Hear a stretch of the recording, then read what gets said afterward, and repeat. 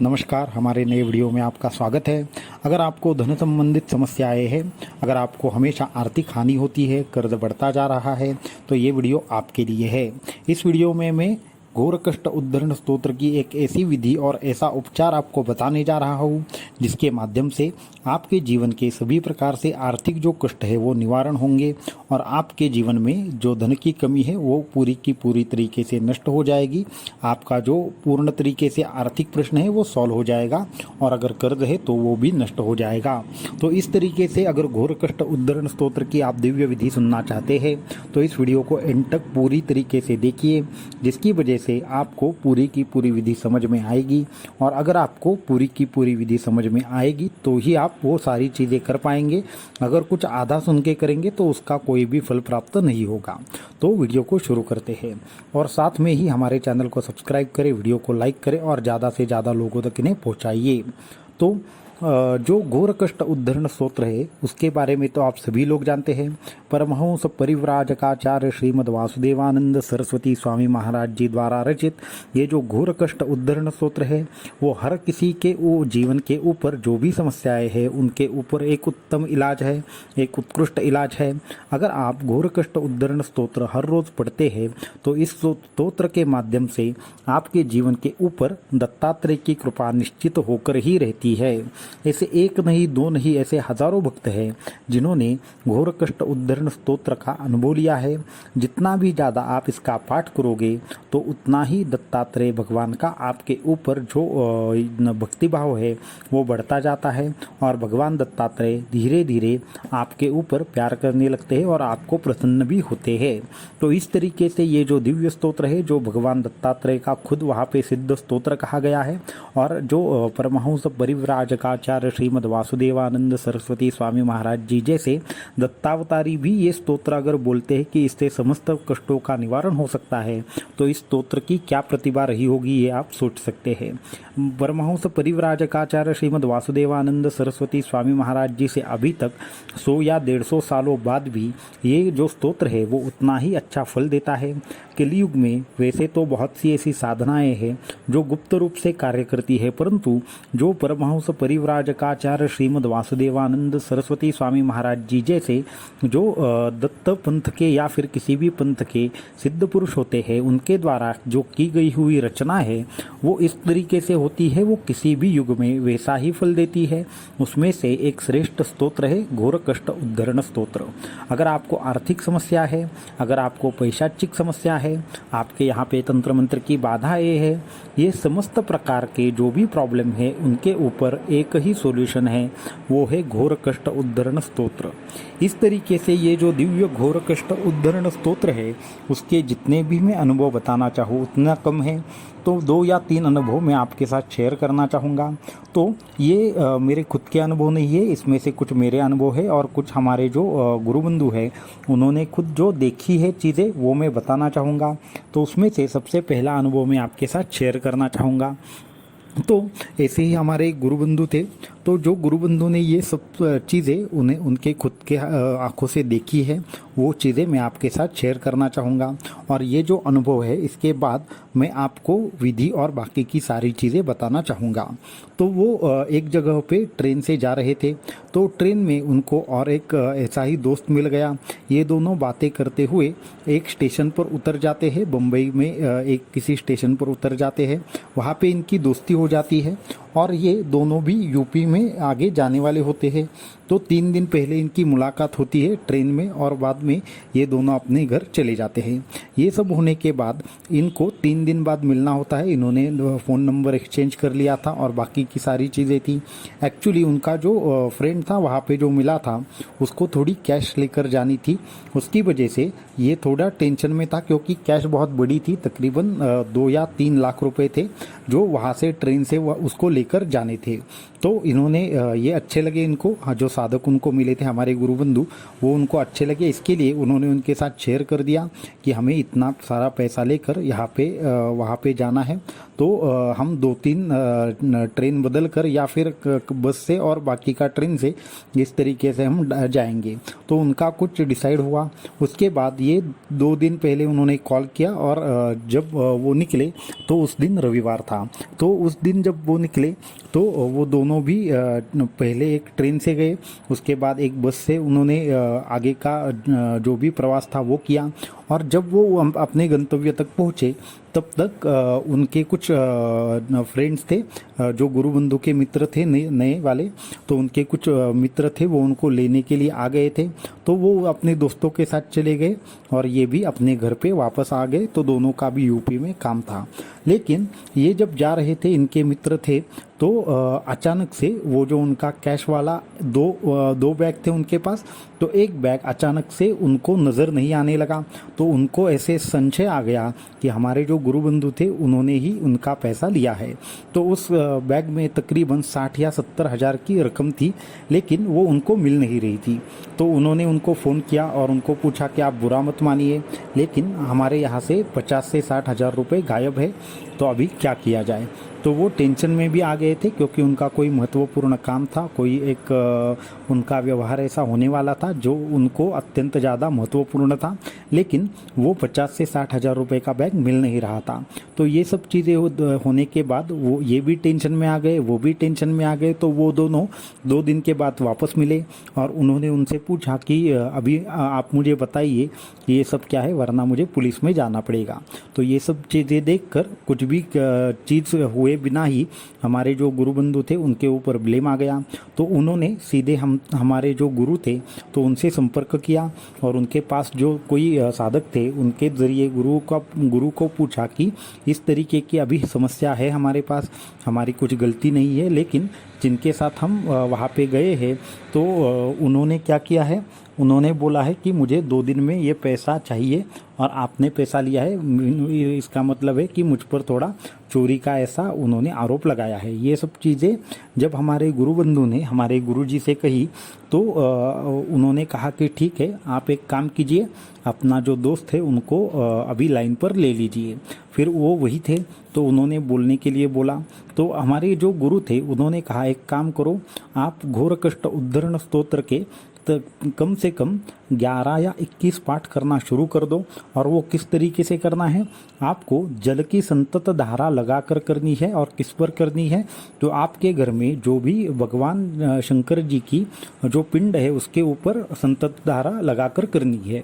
तो उनको सबसे पहले आश्चर्य यह लगा कि इनके घर में जो शिव जी की पिंड है ये हमारे गुरु को कैसे मालूम पड़ा। उसकी वजह से उनको विश्वास आ गया। और ये कब तक करनी है, तकरीबन आपको 7 दिन तक करनी है, इस तरीके से बोला। और कितने बार करनी है, कम से कम 21 बार करनी है, इस तरीके से उन्होंने बोला। तो ये घर जाकर इनको भी साथ ले गए। सबसे पहले इन्होंने माफ़ी मांगी कि मुझे माफ़ कर दीजिए, ये सब चीज़ें मुझे मालूम नहीं थी, मुझे लगा आपने ही ये पैसा लिया होगा। तो हमारे जो गुरुबंधु थे उनको भी यही चाहिए था कि जो उनका पैसा है उन्हें वापस मिल जाए। तो ये भी उनके घर गए, घोर कष्टोद्धरण स्तोत्र क्या है क्या नहीं है, किसने लिखा, ये थोड़ा उनको समझा दिया। फिर परमहंस परिव्राजकाचार्य श्रीमद् वासुदेवानंद सरस्वती स्वामी महाराज जी की एक छोटी सी प्रतिमा उनको दे दी और उनके सामने संकल्प कर दिया और इन्होंने संतत धारा शुरू कर दी।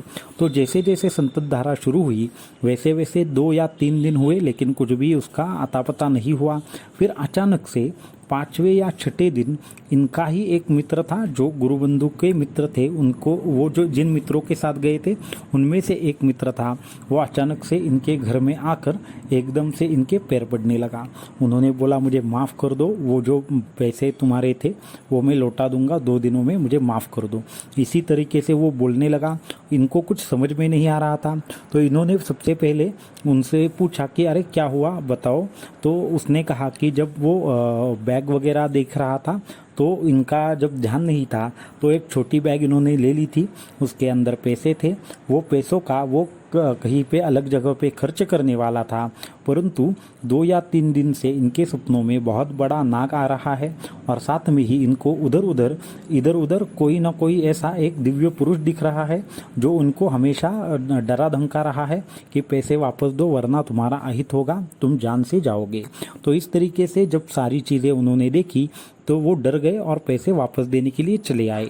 फिर उनको हमारे गुरु बंधु ने पूछा कि क्या ये आपको यही दिख रहे थे? तो उनको आश्चर्य लगा, क्योंकि खुद परमहंस परिव्राजकाचार्य श्रीमद वासुदेवानंद सरस्वती स्वामी महाराज जी ही वहाँ पे उपस्थित होकर उनको डरा रहे थे, और उन्होंने उनकी भी माफ़ी मांगी, हमारे गुरु बंधु के भी पैर छुए और आगे जाकर उनके 2 दिन में पैसे लौटा दिए। इस तरीके का ये अत्यंत दिव्य अनुभव है घोर कष्ट उद्धरण स्तोत्र का। तो ऐसे हजारों अनुभव हमारे पास है जो घोर कष्ट उद्धरण स्तोत्र से जो ठीक हो गए हैं। ऐसा ही एक छोटा अनुभव मैं आपके साथ शेयर करना चाहूँगा। एक दिन एक हमारा और एक भक्त था, उनको हमने घोर कष्ट उद्धरण स्तोत्र के पाठ तो हम बहुत सारे लोगों को देते हैं, तो ऐसा ही घोर कष्ट उद्धरण स्तोत्र का पाठ उनको दिया था।